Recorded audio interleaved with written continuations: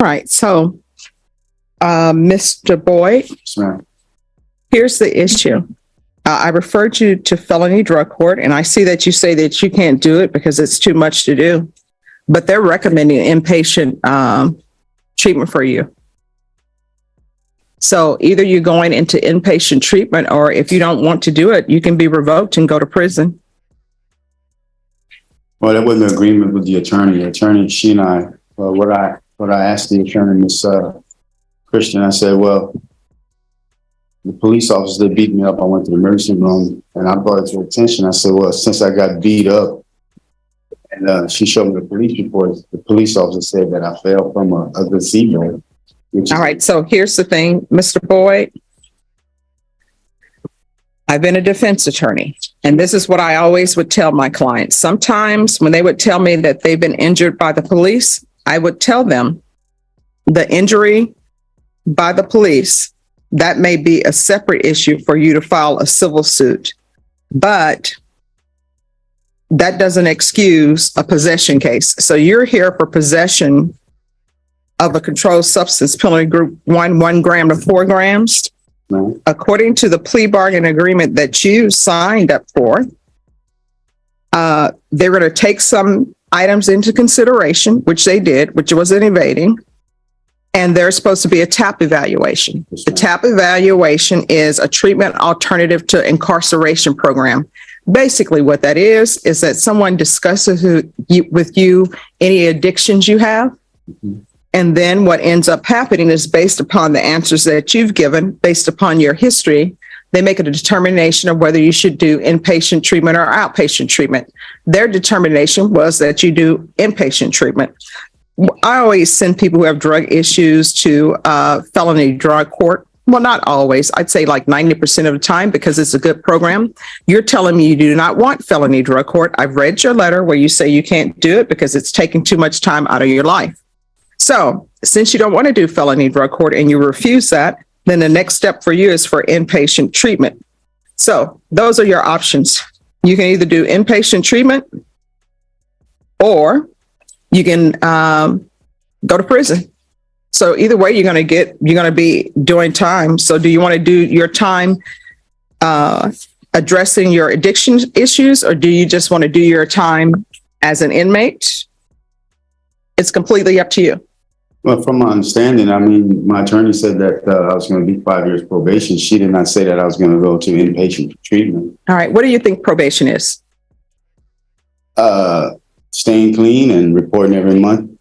And as part of probation, I have to give you conditions so that you will be successful at probation. For example, if you have a drug issue, what would I look like giving you probation and saying, good luck to you, thank you? Probation is more than, here's a sheet of paper saying you're on probation, go live your life and do whatever you want to do. Probation is, you're on probation, you have to report, you have to provide clean UAs, you have to go to inpatient treatment. Those are conditions of probation. So those are your choices, Mr. Boyd. You can, 1, go to inpatient treatment, 2, see if felony drug court will accept you back, or 3, go to prison. Those are your options. So what if felony court doesn't accept me? Oh, then you're going to do inpatient treatment or either go to prison. That's crazy, man. I'm lucky to be alive today because same police officer harassed me twice in 2 weeks, beat me up, and I'm here because of this. Well, here's the thing. Are you unless you're saying with this case, police officers planted drugs on you, you are still guilty of possession, and those issues have to be addressed. So does that give them the right to beat me up? No, it does not. Here's the thing. What I'm trying to explain to you is there are 2 separate issues that you may have. 1 is you're on probation. I've given you conditions. 2, you say the police treated you badly. That's something that you handle on the civil suit. That's not something that you come to me and say, I don't want to go to inpatient treatment because the police officers beat me up.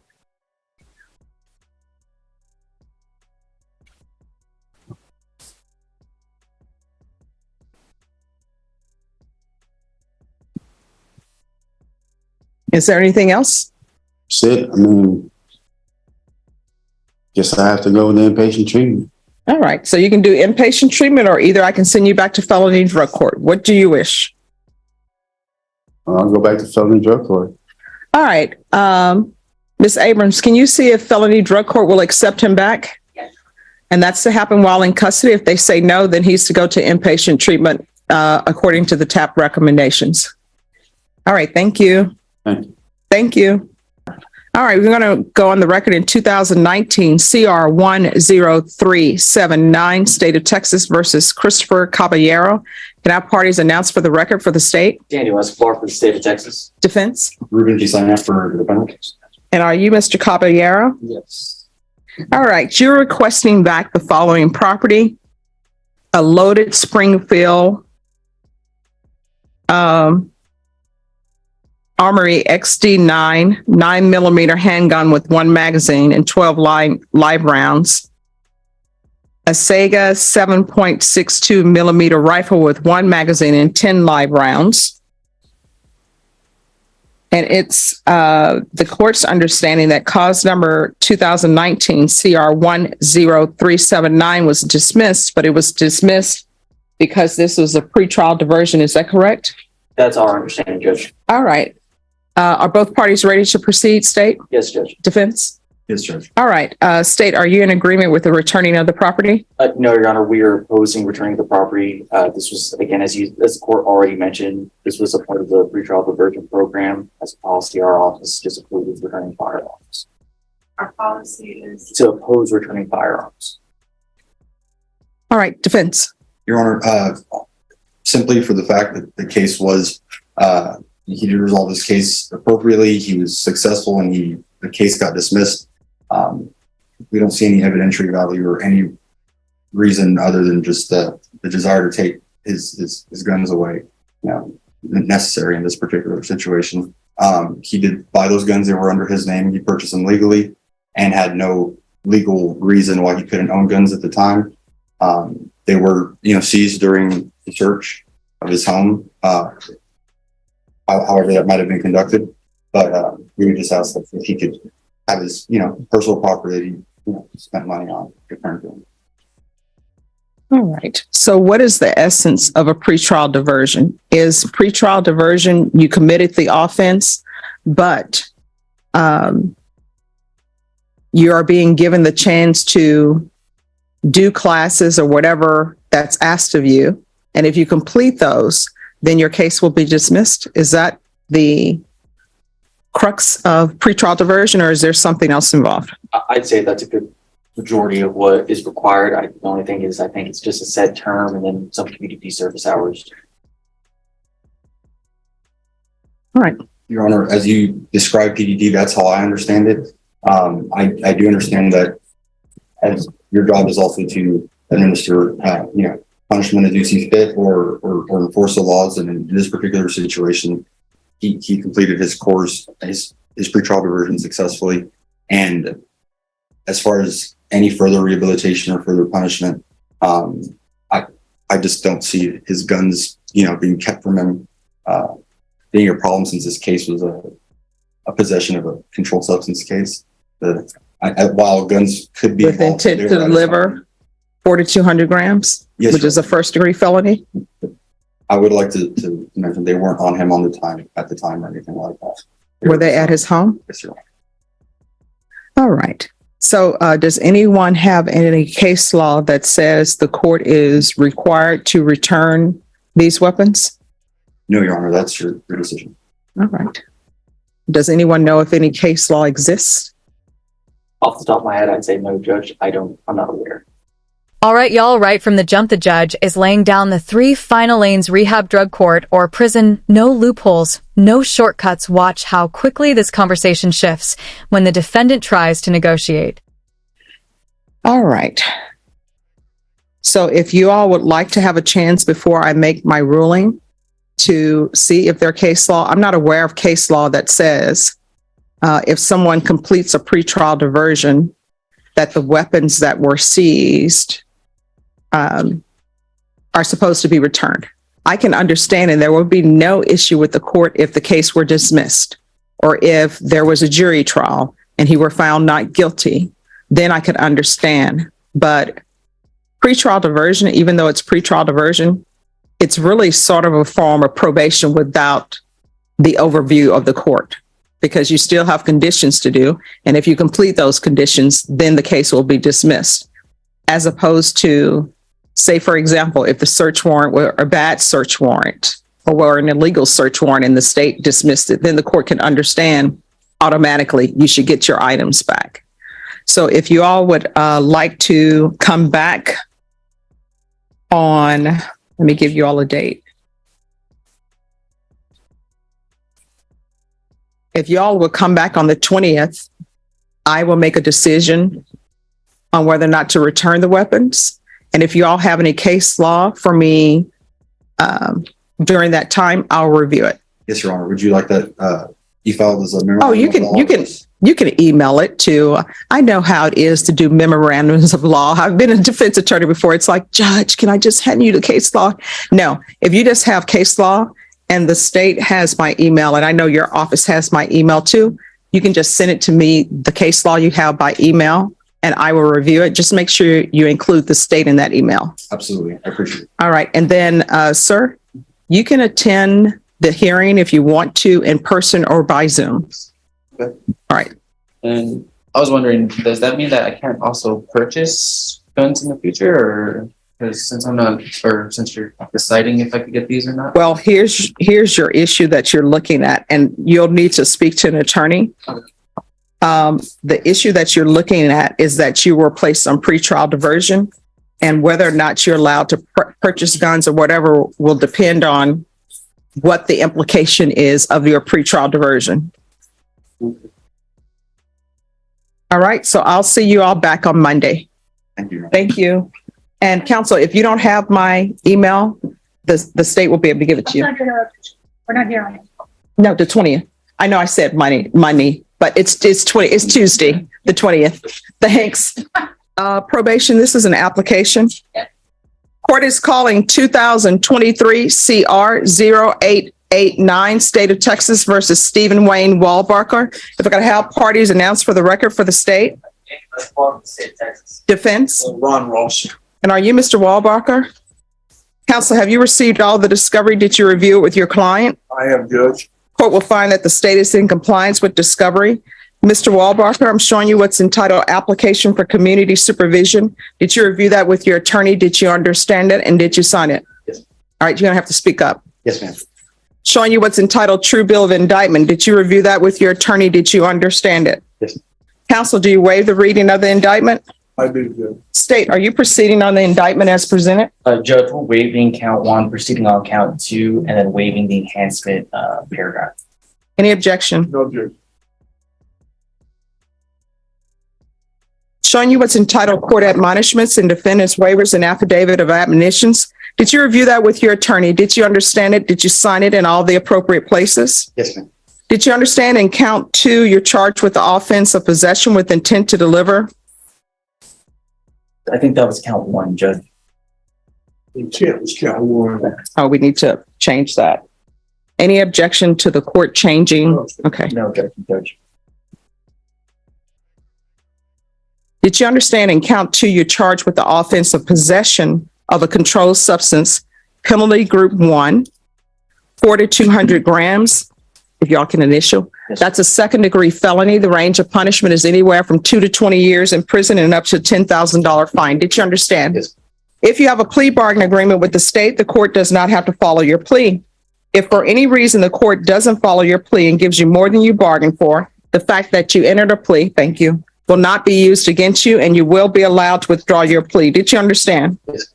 Did you understand you have a right to jury trial, a right for you or your attorney to cross-examine and confront any witnesses the state would call and the right to remain silent? Did you understand by entering this plea bargain agreement you were giving up those rights? Yes, ma'am. And did you intend to give up those rights and enter into a plea in this case? Yes. Counsel, has your client been able to provide you with any defenses? Yes, he has. Do you believe he has a rational as well as a factual understanding of the charges against him? Yes, sir. Do you believe he's currently competent and was legally sane at the time of the offense? Mr. Wahlberger, has anyone threatened you, coerced you, or placed you in fear to get you to enter this plea? No. Has anyone promised you anything other than the plea? Are you satisfied with the way you've been represented? Yes, ma'am. Are you a U.S. citizen? Yes. Court will find that defendant has knowingly and voluntarily waived his right to jury trial. Showing you the plea bargain page, did you review that with your attorney? Did you understand it? Yes. According to the plea, punishment is to be assessed at a cap of 8 years in the prison. The state is silent on your application. They will take in consideration 2023 CR 0888. Did you understand that to be the plea? Defense? State? Yes, Judge. Showing you the paragraph entitled waiver of appeal paragraph. Did you review that paragraph with your attorney? Did you understand it? Yes, ma'am. And did you sign it in both places? Yes. Did you understand by signing that you're waiving your right to appeal? The only items that can be appealed are written pretrial motions that have been filed, heard, and ruled upon by the court. Did you understand? Counsel, have there been any such motions? Yes, ma'am. We got a motion to suppress. Okay. Then to the offenses charged in count 2, how do you plead? Guilty, not guilty, or no contest? Guilty. State any evidence? State offers State Exhibit 1 and all attachments. No objection. Right. You may be excused. Showing you what's entitled waiving consent to stipulation of testimony and stipulations. Did you review that document with your attorney? Did you understand it? Did you sign it in all the appropriate places? Again, did you understand you have a right to jury trial, a right for you or your attorney to cross-examine and confront any witnesses the state would call, and the right to remain silent? Did you understand that today the state will be presenting evidence in the form of witnesses' statements and police reports, but most importantly, there will be no live testimony? Did you understand? Yes. Court will find that defendant has knowingly and voluntarily waived and consented to stipulation of testimony and stipulations. Court will accept into evidence State's Exhibits 1 and attachments. The court has reviewed the same. The court will find there's sufficient evidence to find you guilty, and the court will find you guilty. This will come back on August 10th, and that's when your PSI report will be completed. The court will base its decision on your application based upon the PSI report, which is a pre-sentence investigation, and any other evidence that's presented to the court. Counsel, is a TAP requested as well? A TAP evaluation? It's not needed, I don't think. Okay. Do you need a TAP evaluation? Do you have drug issues? Yes, ma'am. I do. All right. All right. So we'll do TAP evaluation. So, Ms. Abrams, it'll be a PSI and TAP. Notice what the judge just did. She separated the police misconduct claim from the drug possession charge. Even if he was injured, it doesn't erase the possession case. Two different legal tracks, criminal versus civil. This is where most defendants get confused. All right. Thank you. Ms. Ferguson will give you a reset form, and then before you leave, you'll need to speak with probation, so they'll give you instructions. One more thing, Yes. when you denied the motion to suppress, I asked for findings of fact and conclusions of law. You said you might have that by the time we. Oh, it's already been filed. Yeah. Yes. So they'll be able to print that for you. All right. What's happening with this case? Good. We conferred this morning, and I got an offer from the state for the first time that's going to probably take care of a couple misdemeanors as well that I don't represent my client on. My client, I represent him on the felony. I don't represent on the misdemeanors. I would like to get appointed to the misdemeanors so we can take care of all of it together, as well as my client's going to consider the offer, and I'm going to discuss with his family, and we'll have a decision on the state's offer we got today by the next day. All right. Ms. Ferguson, Yes, sir. on Anthony Cantu, can we recall this next week for a plea deadline date? I have a vacation on file, letter on file for next week, Judge. The week after is fine. Pick any day is fine. So anyway, from the 26th to the 30th. All right. Ms. Ferguson, put this at the beginning of that week of July. I have a vacation letter for the first week of July as well, Judge. The second week of July is open. That's the 10th through the 14th.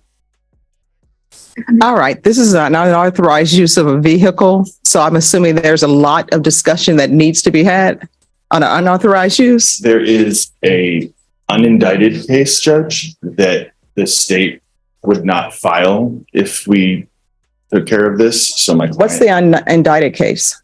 Judge, there was potential that he could have been charged with aggravated robbery as a party.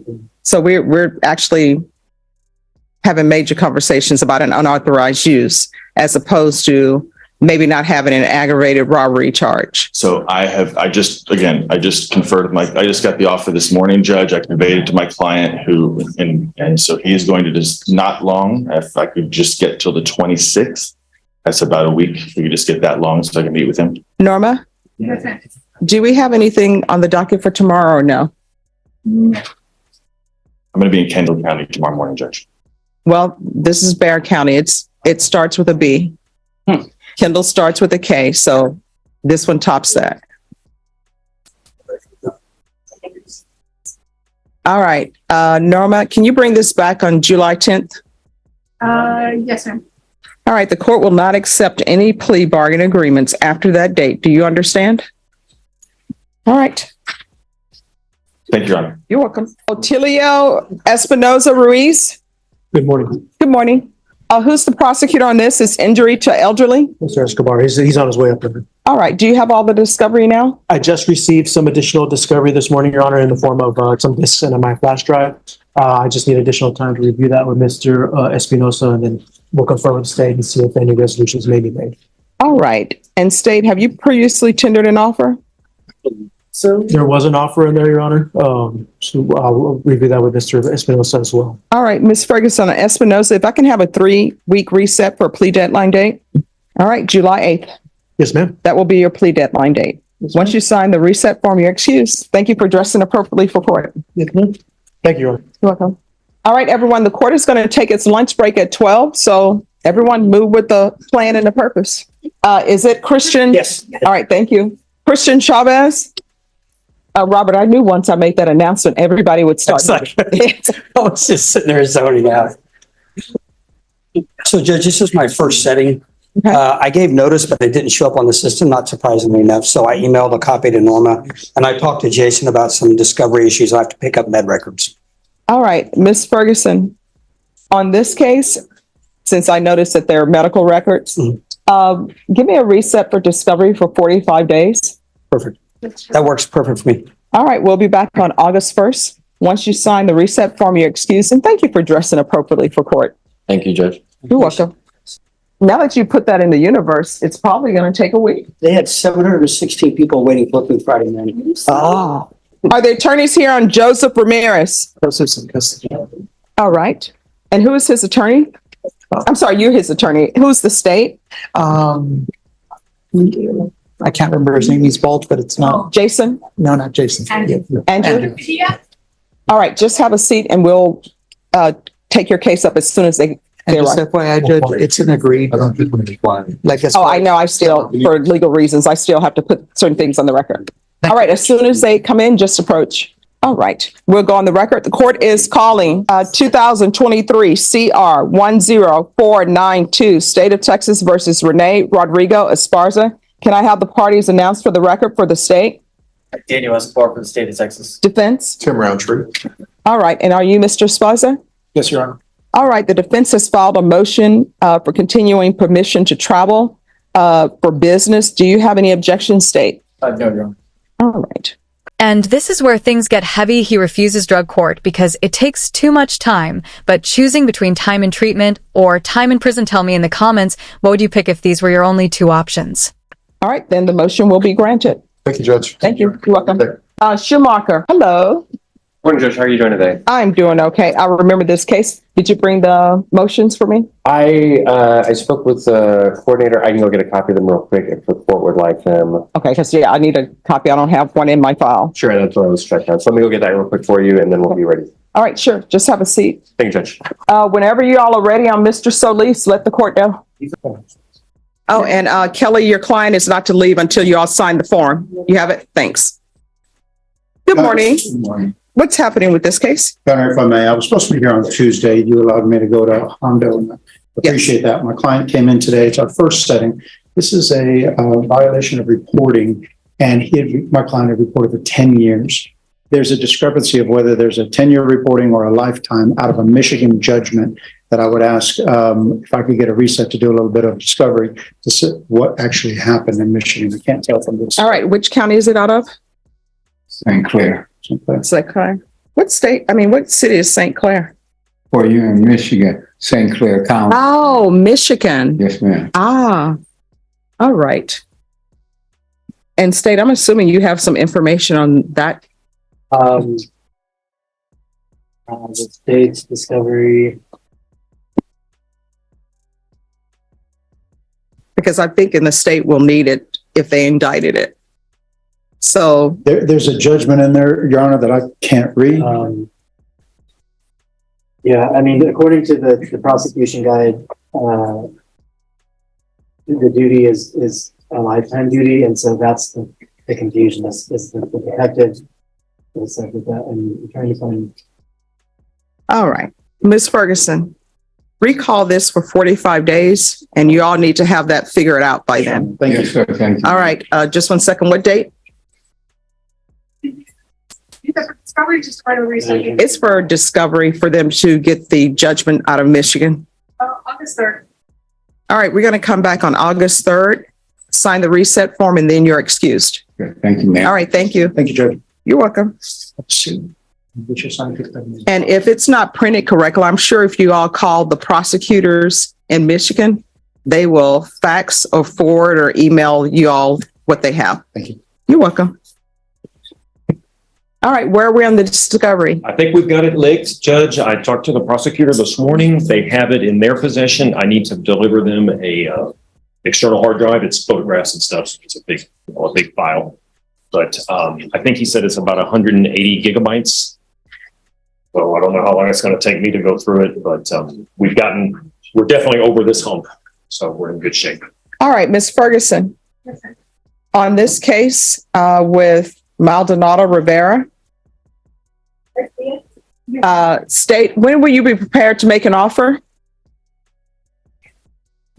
They have made an initial offer, Judge, but that was without us, going through. Oh, so State, you've already made an offer? Yes, Your Honor. I believe an offer's been made. I think we're coming back today because we were trying to get a cell phone dump, and the state has received a drive with that dump, and we've informed defense that if they provide us with a drive large enough for the dump, we can put it on their drive and get that. All right. So, Ms. Ferguson, on this case, thank you. Yes, sir. On this case, Ms. Ferguson, give them a 45-day reset for a plea deadline date. Now the emotional tension spikes. He shifts from legal arguments to fear and frustration about being beaten by the police. But again, the judge keeps dragging him back to the legal reality that complaint won't stop the probation requirements. Thank you, Judge. Oh, well, you need to date, don't you? Oh, well, thank you again. Hey, I got 2 thank yous in one day. Better to be nice.